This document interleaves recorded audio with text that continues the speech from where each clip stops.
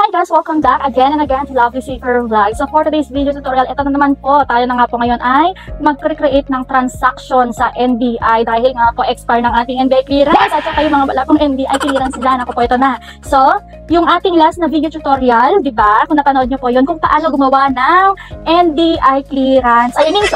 Kung paano gumawa ng NBI account online. Panoorin nyo po yan. Lalagay ko dyan sa description yung link kung paano gumawa. Okay? So ngayon, proceed na tayo sa ating tutorial. So, meron na tayong account, diba? So, ngayon kailangan mong gawin, may internet na naman dapat. And then, so, expired.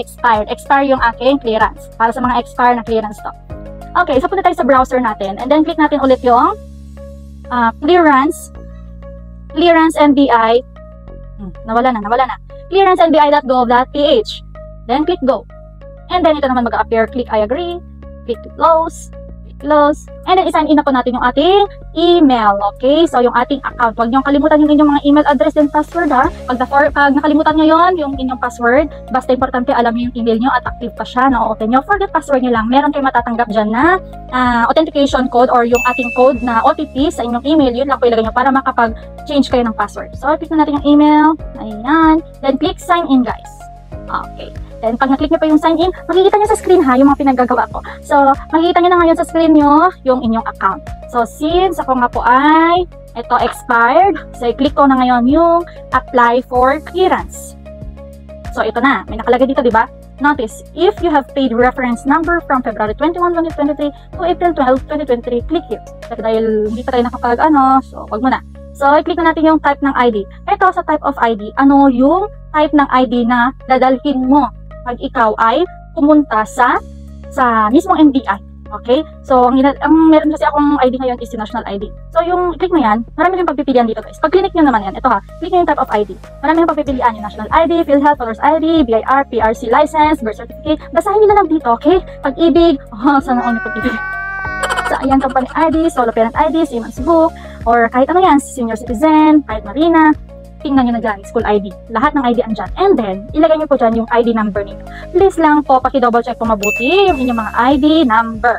Alright, yung ID number po ninyo. And wait lang nga, at i-check ko din yung aking ID number. Kung pareho ba. Okay? Wait lang. Saan na yun? Pagamitin ko yung aking national ID.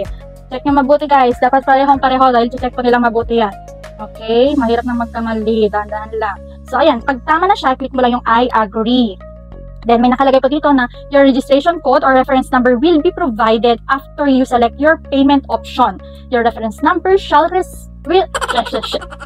serve as your gate pass. Okay? So, yung reference number daw natin, yun ang magiging gate pass natin pag tayo ay pumunta sa NBI Clearance Processing Area. To avoid inconvenience and long lines, please pay your NBI clearance fee. May clearance fee. Online din po yun. Using your reference number at the selected payment option. Thank you.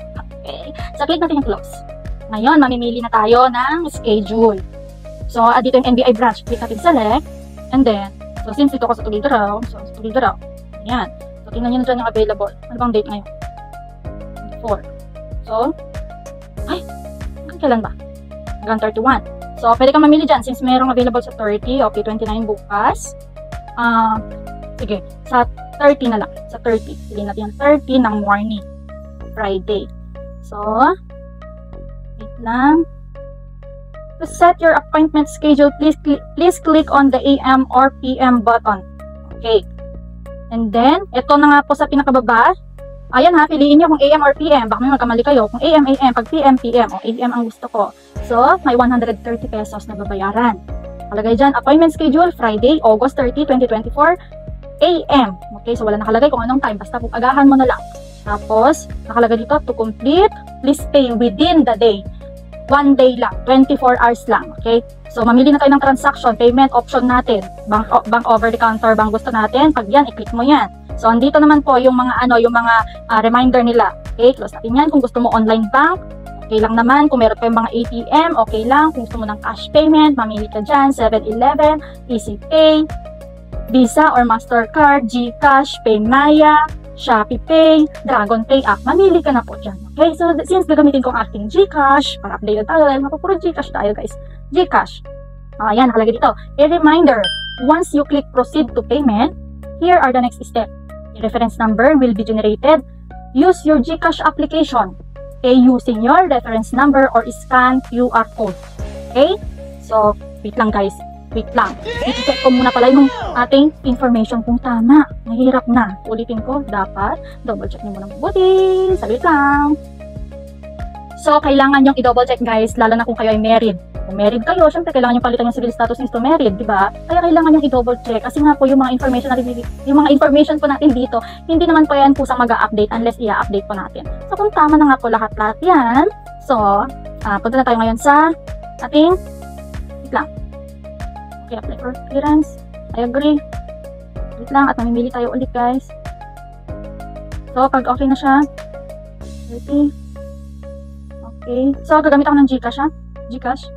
Then, eto na. Click natin ang proceed. Nagugulat pa kayo. Click natin ang proceed. So, makikita nyo dito yung payment kung magkano. 130 pesos lang. Okay? So, nakalagay dyan 130. Then, appointment schedule natin kung kailan. Proceed to payment na tayo, guys. So, mag-appear na ngayon dito yung ating reference number. So, screenshot nyo na yan. Screenshot. Okay. So, nakalagay dito yung NBI clearance fee natin is 130 pesos. And then, yung ating system fee. Yes, meron siyang system fee na 30 pesos. So, total amount na kailangan natin bayaran is 160 pesos. So, kailangan natin gawin dyan is long press natin yan para makopy yung reference number. Click natin ang accept. So, once na-accept natin yan guys, ito na makikita nyo sa screen nyo. Saan na yung transaction natin ngayon? Dito, sa transaction. Pag kinig mo yung transaction, nabatan dyan, ito na ngayon siya, yung details mo. So, meron tayong pending. Ibig sabihin, kailangan na natin siyang bayaran. Nakalagay sa status, pending. Pag nakalagay naman dyan na paid, katulad dito sa akin noon, paid, nakalagay. So, pending siya para sa NBI natin. Ang transaction date natin, ngayon, and then yung appointment date nakalagay sa payment date, wala pa. Dahil nga po, wala pa. Okay, so kung gusto mo, kung nagkamali ka naman dito sa transaction na to, pwede mo siyang i-cancel. Okay? Pero dahil gusto na natin siyang bayaran, sige, bayaran na din natin siya. So, ganito na rin, isang video na lang.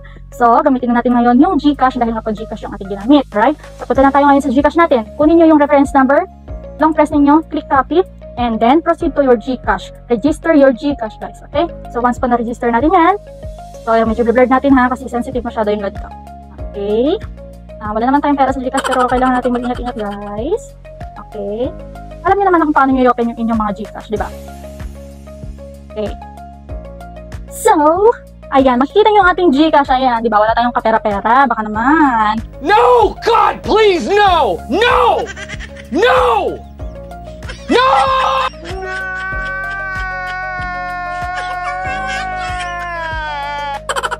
So, ngayon, magpe-pay na tayo, right? Paano tayo magbabayad? Click mo yung bills.